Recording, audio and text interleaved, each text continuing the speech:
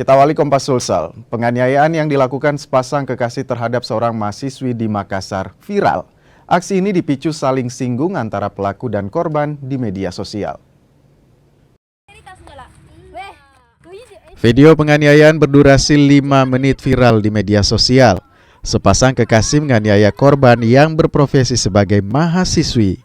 Kejadian ini terjadi di Jalan Usman Ali, Kecamatan Ujung Tanah, Kota Makassar.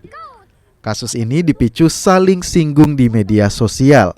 Selain mengalami luka lebam di wajah, aksi ini juga menyebabkan korban mengalami trauma. Di mana si korban ini merasa dipukul atau dianiaya oleh kedua pelaku tersebut.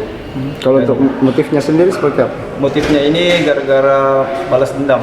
Artinya ada kesalahpahaman antara mereka, di mana awalnya si korban ini membuat postingan di salah satu sosmed, kemudian dibalas juga oleh si korban, sehingga si pelaku tersebut menyuruh untuk datang bertemu di pasar samping tol, sehingga pada saat di kejadian si pelaku ini melakukan pengeroyokan terhadap si korban.